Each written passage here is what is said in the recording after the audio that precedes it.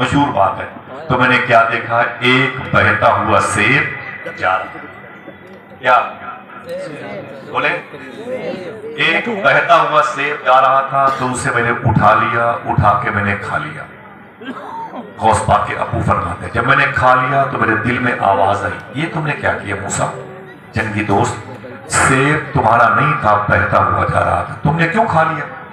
बगैर पूछे किसी का सेब तूने क्यों खा लिया? फरमाते अंदर से डर का एहसास हुआ, कहीं अल्लाह नाराज न हो जाए। सुने वो लोग जो कटहल, आम, पपीते, दूसरों के डांड मेड़ काट करके अपनी फसलों को, पूरे खेत पर अल्लाह की जात पर भरोसा नहीं, डांड पे ही काट लगता है कि सारा गल्ला यही पैदा हो गया। अजीब बात है। आपने जामुन के वक्त में तो ठेले पर जामुन कितने का है भाई, वो बात कर रहा था कि आपने 2-4 खा लिया। मूंगफली कैसी है वो पूछ रहा था, बता रहा था, आपने खा लिया। नमक पारे कितने के हैं, गर्म में, ठंडे हैं, अच्छे हैं, ताजे, बात हो रही थी कि आपने खा लिया। कोई भी खा सकता है। सुन लें, एक मुसलमान के लिए लाऊं, हुजूर की उम्मत के लिए लाऊं। साहिबों, मैं आपसे हाथ जोड़ के गुजारिश करता हूँ, ऐसा मत किया। इंशाअल्लाह 25,000 के आप कुर्बानी के बकरे लाते हो तो कम से कम आप ये भी देख लिया करो कि 10 दिन से कहीं मैंने इसे दूसरों के आम की शाख पत्तियां तो नहीं खिलाई। समझ रहे यार, 200 रुपए की घास भी खरीद लिया। समझ रहे, हुजूर गौसे आजम के अब्बू क्या खाया था? एक सेब। कहां से? इस सफर में हमने उस नहर में वजू किया है, जिस नहर में बहता हुआ सेब गौस पाक के अब्बू ने बकिया। वल्लाह जब बहता हुआ सेब खा लिया तो दिल में ख्याल पैदा हुआ, वकुलू मा सादिकीन। सुने मेरे मौला, ये गलत है, मुझे सेब नहीं खाना चाहिए। दिल में दर्द का एहसास। आपने उस नहर के सिरे को पकड़ा, उल्टे वापस गए जिधर से नहर बहती है। जब गए तो एक सेब की बाग देखी, एक शाख देखी, उसमें से सेब लटक रहा था, फल सेब के नजर आ रहे थे। आपको यकीन हो गया शायद इसी पेड़ की शाख का कोई फल जो इस नहर में गिर गए, जिसे हमने उठा के खा लिया। आप अंदर दाखिल हुए और आपने फरमाया कि भाई इसका मालिक कौन है? तो उस वक्त उस बाग के मालिक का नाम था शेख अब्दुल्ला सोमई। शेख अब्दुल्ला सोमई, आवाज दे। इन्होंने कहा कि बाग मेरी है, तो इसका मालिक तुम कौन हो? हुजूर गौस पाक के अब्बू कहते हैं, मेरा नाम मूसा जंगी दोस्त है, मुझसे गलती हो गई। फरमाया गलती क्या हुई? कहा गलती ये हुई है कि मैंने आपके पेड़ का एक सेब जो बहता हुआ जा रहा था उसे खा लिया, उसे मैंने बगैर पूछे खा लिया। इतना सुना तो बाग के मालिक शेख सोमई ने फरमाया, ओहो, ये जो लड़का मेरे सामने आया, ये अल्लाह के खौफ से, अल्लाह के डर से, अल्लाह की खशियत से इसका सीना बड़ा रोशन। मालूम है क्या किया? बहाना लगाया, पेनाल्टी लगा दी। क्या? बोले तुझे माफ नहीं करूंगा। जुर्म क्या था? बोलो भाई। ना ना, इधर की बात पर आप गौर ना करिए, सब मेरे खानदान सही बता दूं। आपसे मुझे मुखातिब होना है, आप याद रखिए। ये सब हदीस और कुरान की बरकतें रोजाना हासिल करते हैं। आप मुझे बताएं क्या खा लिया था? पूछी बोले सेब खा लिया था। सुभान अल्लाह, बगैर पूछे। बोले मुझसे गलती हो गई है, लिहाजा मेरी गलती को माफ करना है। तो शेख सोमई ने फरमाया, ना ना ना ना ना, नहीं माफ करूंगा। बोले क्यों?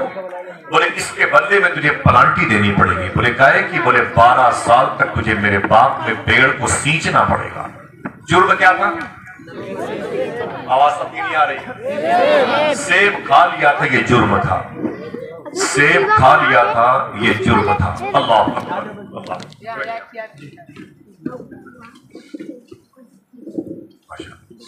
जरा मोहब्बत से कहिए, कस्बे का नाम क्या? हसनपुर। माशाअल्लाह, अगर कोई सुनता होगा, ये इलाहाबाद का हिस्सा है और बहुत ही मुबारक बस्ती है। दोस्त मेरे पूछते हैं, घर की माँ बहनें भी कभी पूछते हैं, वो आज किस चैनल पे आप आएंगे? अरे मैं कहता हूँ कि क्या सब मेरी बातें तो आपको याद हो चुकी है, मुझे उसी को फिर से रिवर्स करना है। वो हम लोग नहीं पहुंच पाते। तो अभी नागपुर से फोन है, बड़े आसिफ भाई क्या कौन से जलसे में है, मुझे लाइव बताएं, मैं सुनना चाहता हूँ। मैंने कहा सब तो आपको याद है। बोले उन्हीं बातों को फिर से सुनना चाहता हूँ, मुझे हुजूर की बातें मीठी लगती हैं, अच्छी लगती हैं। आप सुने हुजूर का इश्क अपने दिल में बिठाएं और बगदाद शरीफ जाने की तैयारी करें इंशाअल्लाह। आप नियत कर ले तो इंशाअल्लाह करम हो जाएगा, ठीक है इंशाअल्लाह। मैं भी जैसे जुलूस की दुनिया में लोग पैसे देते हैं, नजराने देते हैं, बहुत अदब से देते हैं, जबकि उनका इंसान नजराने पेश करते हैं, इकट्ठे होते हैं, बगदाद चला जाता। अभी आया था नवंबर के महीने में और अल्हम्दुलिल्लाह तकरीबन अभी 12-13 दिन के बाद इंशाअल्लाह बगदाद शरीफ का सफर है। दुआ करें कि 12-13 दिन तक जिंदगी रहे, ईमान रहे, गौस पाक बुला मिले, वरना कैद सरकार की सीरत नहीं की जा सकती, समझे? वो अगर चाहे तो दर पे ही बुला ले, ना बुलाए तो शिकायत नहीं। अपनी यादें नशीने बड़ी बात है। हुजूर गौस पाक के अब्बू कहते हैं मुझे पलांटी लगाई गई, जुर्म क्या था? सेब खाया था। 12 साल पेड़ को सींचो तब छोड़ूंगा। 12 साल के बाद कहने लगे अब माफ कर दे, मैंने 12 साल आपके पेड़ों को सींचा। बोले नहीं माफ करो, बोले नहीं माफ करो। बोले फिर? बोले मेरी लूली लंगड़ी अंधी एक अपाहिज विकलांग माजूर लड़की है, उससे तुझे शादी करनी पड़ेगी। बोले फिर? बोले शादी कर लोगे तब तुम्हें माफ कर दूंगा। कौन करेगा? जुर्म क्या था? आ लिया था। मैंने पूछा हुजूर सूफी सुल्तान मियां शाह साहब सेब आ लिया था। मैंने पूछा कि सेब तोड़ के तो नहीं भागे थे? बोलो भाई, बोलो नहीं। सेब ठेले पे बिक रहा था, उसे लेके जेब में डाल लिया? नहीं। सेब बेचने वाला बेच रहा था, बगैर पूछे आपने मंगवा लिया? नहीं। सेब बहता हुआ जाता। समझ गए? मैंने कहा सूफी साहब की वजह से अगर हुजूर गौस पाक के अब्बू बहता हुआ सेब न खाते तो सेब सड़ जाता, तो गौस पाक के अब्बू ने सेब को सड़ने से बचा लिया, तो इसमें पेनल्टी क्यों लगाई गई? कौन सा जुर्म कर दिया भाई? कौन सा जुर्म कर दिया? सेब को सड़ने से बचाया गौस पाक के अब्बू ने, और शेख सोमई ने 12 साल की पेनल्टी लगा दी। अगर जवाब आपके दिलो दिमाग में बेवस्त हो जाए, बैठ जाए, तो अपनी माँ और अपने बाप की मफरत के लिए सुभान अल्लाह सुने। फरमाते सूफी साहब किबला हुजूर गौस पाक के अब्बू जानते थे कि अगर मैंने खाने पीने में इस कदर एहतियात न किया तो मेरे घर में वलियों का सरदार शेख अब्दुल कादिर जिलानी कैसे पैदा हो। जरा मोहब्बत से कहते जरा मोहब्बत से कहते सुभान। हमने अपने बच्चों को सब सिखाया, बेटा मैथ में टॉप कर ले, इंग्लिश में टॉप कर ले, ज्योग्राफिया में टॉप कर ले, जनरल नॉलेज में टॉप कर ले, सियासी अपडेट कैसे होगी से टॉप कर ले, कंप्यूटर इंजीनियर बन जा। लेकिन सूफी साहब कहते हैं हमने अपने बच्चे से ये नहीं कहा बेटा हलाल खाया, हलाल खाने में टॉप कर ले, सच बोलने में टॉप कर ले। हुजूर गौस पाक के अब्बू ने जब 12 साल की पेनल्टी दी तो शेख सोमई को एहसास हुआ लड़का बड़ा कायदे का है, रिश्ता किस बुनियाद पर होता है। एक मेरी गुफ्तगू भी मैंने की है, हुजूर की पहली शादी, कभी सुनिएगा यूट्यूब की दुनिया में सुनिएगा, या कभी हम आपके कदम के नीचे बैठ के बताएं शादी किस बेस पर होती है। यहाँ हुस्न देखा जाता है, प्रॉपर्टी देखी जाती है, खानदान देखा जाता है। हुजूर गौस पाक के अब्बू की शादी किस बेस पर हुई? सच्चाई की बुनियाद, हलाल खोरी की बुनियाद पर हुई। शेख सोमई को एहसास हो गया कि मेरी लड़की है जिसको मैंने लूली लंगड़ी अंधी कहा है, वो लूली लंगड़ी अंधी नहीं है, बेस क्या है वो आप उलमा से पूछें, मुझे आगे की बातें। रिश्ता हुजूर गौस पाक के अब्बू का उस सेब के बाग के मालिक शेख सोमई की बेटी जिसका नाम था सुभान अल्लाह कहिएगा, गौस पाक की अम्मी का नाम है मखदूमा फातिमा उम्मुल खैर से हो गया। आप सब लोग अगर कोई आपसे पूछे गौस पाक की अम्मी का नाम क्या है, कहना मखदूमा फातिमा उम्मुल खैर, मखदूमा फातिमा उम्मुल खैर। बोले फिर से बोले, फिर से बोले, नहीं मिलेंगे, बोले हाथ उठा के मखदूमा फातिमा उम्मुल खैर गौस पाक की अम्मी का नाम है इंशाअल्लाह। ये नाम अगर किसी को औलाद ना हो तो इस नाम को औलाद होगी तो रखेंगे, अल्लाह चाहेगा इंशाअल्लाह। जरा मोहब्बत से कहते सुभान अल्लाह। हुजूर गौस पाक के अब्बू की शादी उसी बाग के मालिक शेख सोमई की बेटी मखदूमा फातिमा उम्मुल खैर से हो गई। 25 साल उम्र, 25 के बाद 30, 30 के बाद 35, 35 के बाद 40, 45, 50, 55, 59, 59 साल।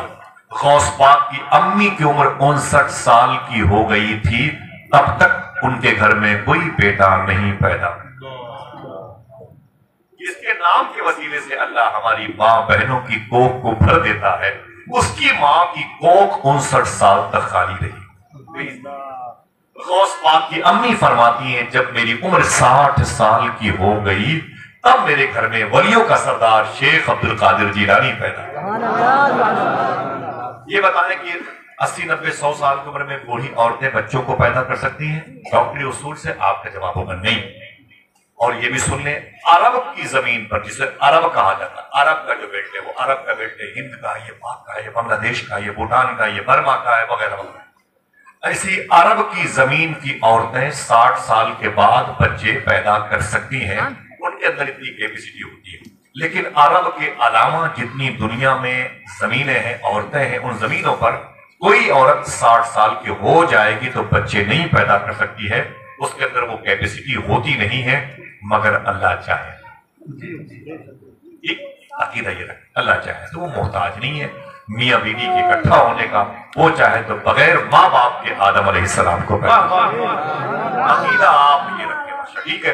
हुजूर गौस पाक की अम्मी जान की उम्र तकरीबन 60 साल की हुई तब गौस पाक पैदा हुए। पूछिए, बोले नाम रखा गया अब्दुल कादिर। गौस पाक का नाम क्या रखा गया? अब्दुल कादिर। बंदा कादिर कभी कादिर भी है, अब सिर्र बातिन भी है, जाहिर भी है, अब्दुल कादिर। हुजूर गौसे आजम सरकार पैदा हुए जीलान की जमीन पर। कोई पूछे तो क्या बताओगे?